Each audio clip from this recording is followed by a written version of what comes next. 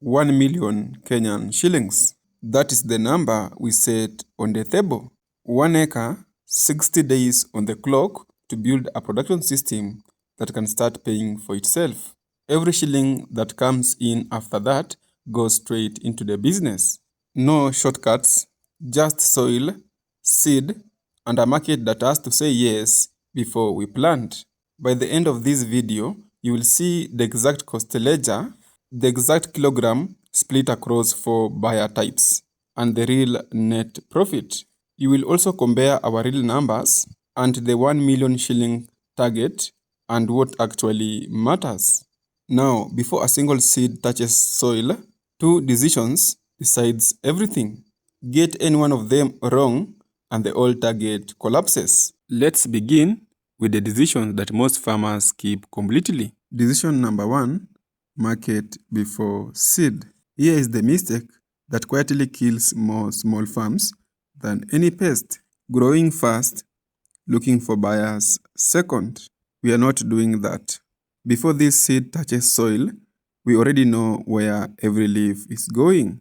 Mama Mbogas, who move volume every single day, open air markets as the overflow valve when harvest peaks. Hotels and restaurants, smaller orders but steady. And 2 schools we signed in advance. A standing weekly order that does not care whether the market price crashed that week.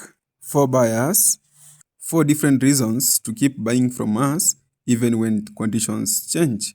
Think of it like 4 separate taps feeding one tank. If one tap slows, the tank does not run dry, but a tank is only useful if something is flowing into it.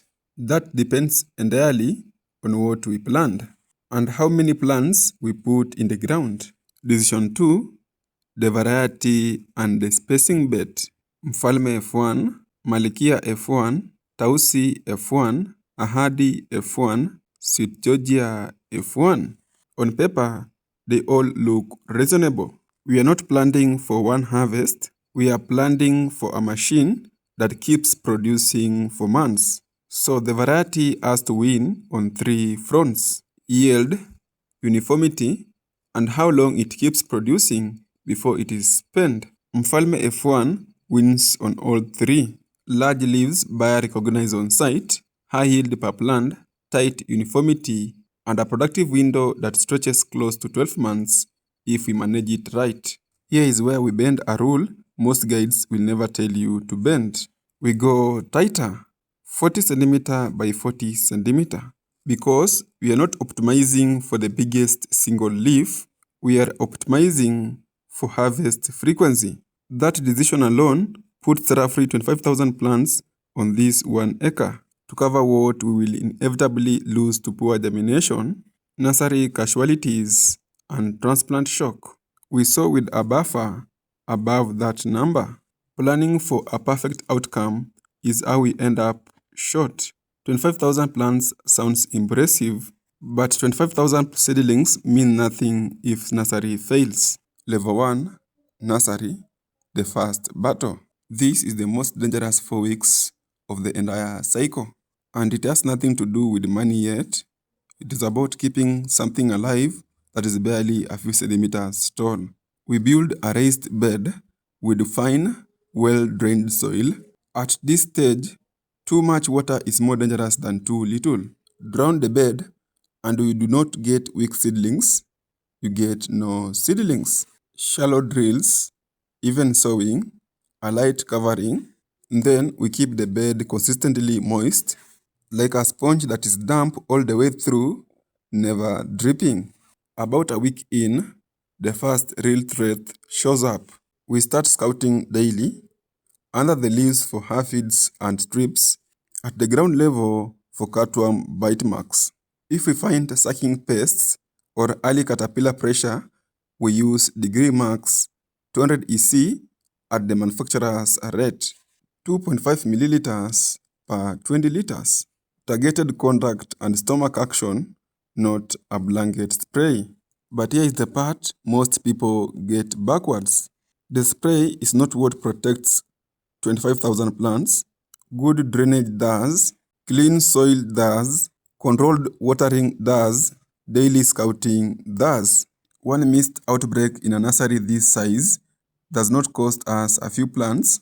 It can wipe out thousands before they see the acre.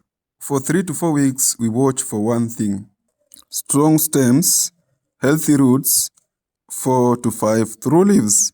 The moment we see that, this stops being a nursery. It becomes 25,000 plants between us and the target, and it is time to move them into open ground where a whole danger is waiting. Level 2, the transplant, surviving the move. Moving a seedling from a nursery bed to open field is like pulling a fish out of water and hoping it lands in a bigger pond fast enough. Transplant shock can undo 4 weeks of carefully nursery work in a single afternoon if timing is wrong. So we control every variable we can. We irrigate the field first so that the soil is moist, not muddy. We dig planting hole at 40 cm by 40 cm. Each seedling goes in at the same date it grew in the nursery. We are not burying the stem for no reason. We transplant in the late afternoon when the heat is dropping, giving these fragile plants the whole night to recover before the sun tests them again. Then we water immediately. Not tomorrow, now. For the first week, our only job is watching for survival.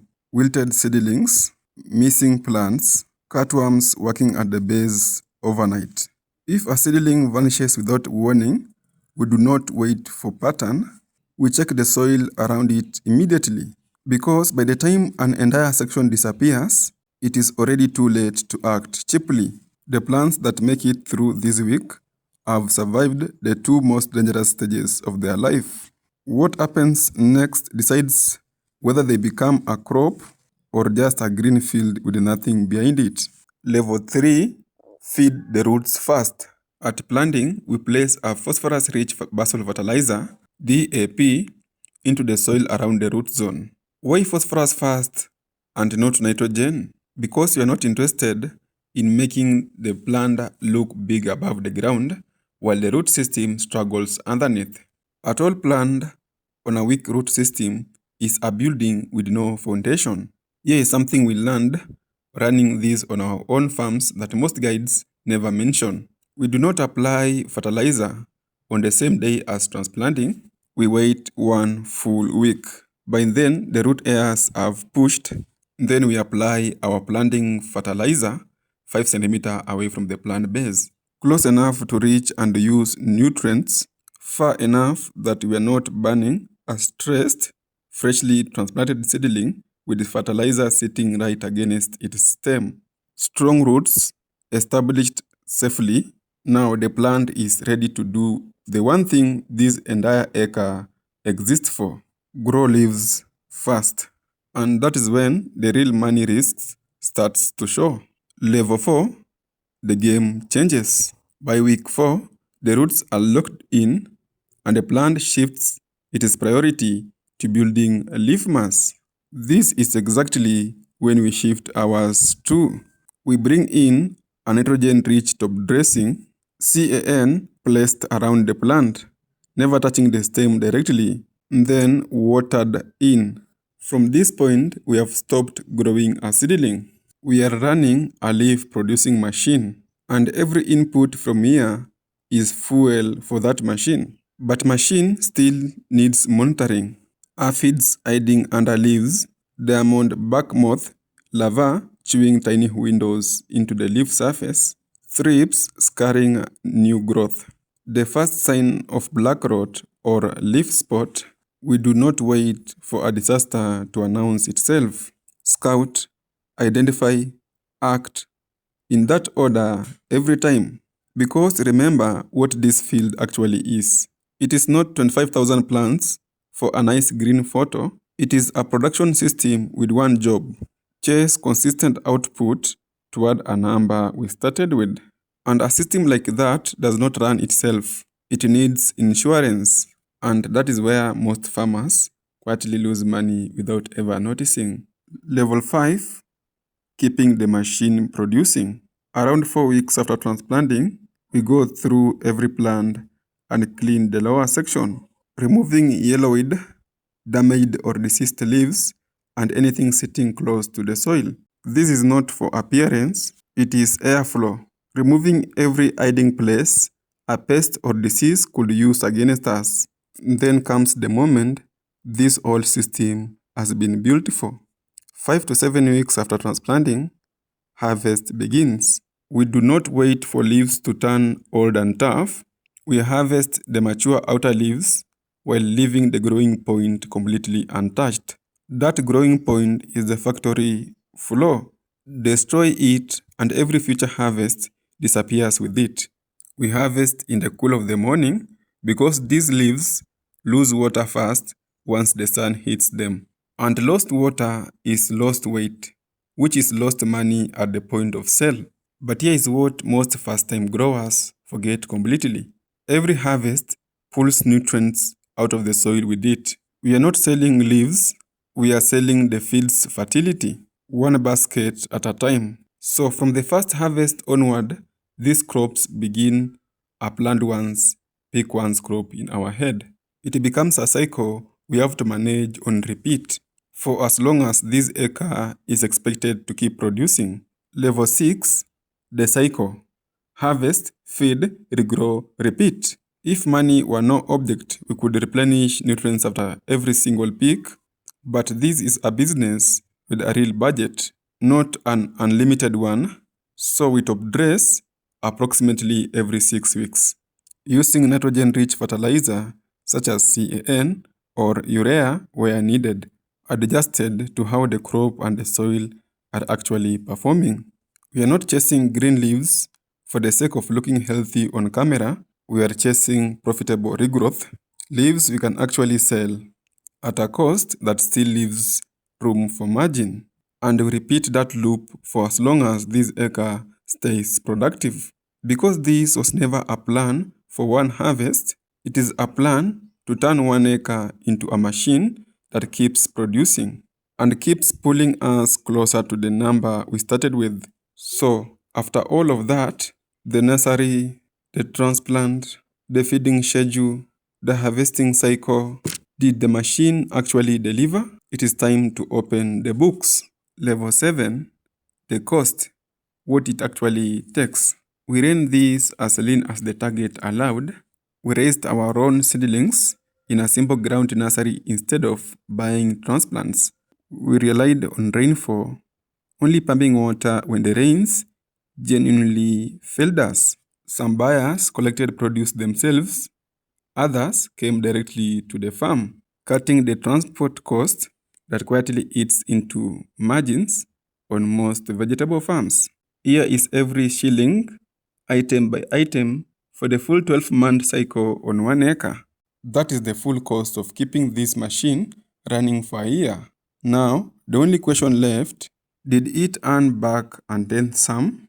12 months in, this acre produced roughly 25,000 kilograms of Sukuma Wiki. Post-harvest losses take their cut the way they do on every farm that does not talk about them on camera, bringing us down to about 18,000 kilograms actually sold.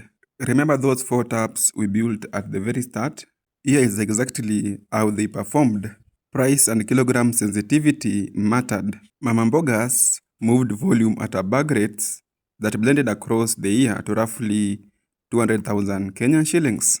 Open air markets at about 30 Kenyan shillings per kilo gave us 108,000 Kenyan shillings. Schools at 40 Kenyan shillings per kilo delivered 144,000 Kenyan shillings. Hotels and restaurants at 45 Kenyan shillings per kilo delivered 162,000 Kenyan shillings. Add them up and the total revenue lands at 614,000 Kenyan shillings. Subtract the 74,600 Kenyan shillings it cost to run this acre for the year, and we are left with 539,400 Kenyan shillings in net profit. So 60 days after we started this system and 12 months after the first seed touched the soil, did Sukuma Wiki actually make 1 million Kenyan shillings? No, not on 1 acre, not under these market conditions. It made 614,000 Kenyan shillings in revenue and 539,400 Kenyan shillings in profit. A serious business, but not the million. And the gap is the most important number in this entire video. Level 8, the verdict. What actually closes the gap? Your route to 1 million Kenyan shillings is not a mystery. It comes down to 4 levers. How much you produce, how efficiently you produce it, what price each kilogram fetches, and above everything else, who is actually buying from you. At this same revenue rate, pushing production toward roughly 2 acres puts this business inside the 1 million Kenyan shillings plus range. But we would not tell you to plant 2 acres tomorrow because a second acre of leaves mean nothing if the market that absorbed 1 acre cannot absorb 2. Find the market first, then size the farm to match it, never the other way around. That is the real playbook. Now, if you want to run this yourself, starting this week, here is exactly what to do. Level 9, the secret of the game. Start small enough so that you can actually manage it. Choose a variety suited to your local conditions. Build the nursery properly. It is cheaper to protect it than to replace it. Use a spacing that matches the plant population you can realistically maintain. Budget for fertilizer, crop protection, labor, and water before a single seed goes into the tray. And most importantly, start finding buyers before your first major harvest, not after. Talk to mama mbogas, talk to open-air markets, approach schools near you, visit hotels and restaurants directly. Ask how much they buy, how often, what quality they expect, and what price they are actually willing to pay. Then plan to match the market you have already built, not the market you're hoping will show up. Do that, control your costs, cut your post-harvest losses, protect your buyer relationships, use staggered blocks to spread your harvest, and scale from 1 acre to 2 acre only when the market pulls you there. And 1 million Kenyan shillings stops being a farming dream, it becomes a business plan with a date on it. Level 10, the ultimate goal. Because the goal was never to grow a lot of Sukuma Wiki, the goal is to grow vegetables that already have somewhere to go. Sukuma Wiki got us 614,000 Kenyan shillings in revenue and 539,400 Kenyan shillings net profit on 1 acre. Next, we are running the exact same 60-day system, same 1 acre, same budget discipline, same for buyer strategy, but on a completely different crop. Managu. Will it out-earn Sukuma Wiki or fall short? The video is already filmed and the answer is not what you would expect. If you want to see whether Managu can do what Sukuma Wiki could not, and you do not want to miss the upcoming breakdowns on Swiss chard, tomato, onion, and maize, subscribe now, because that comparison is coming next. The ledger is open, the crop is waiting. See you there.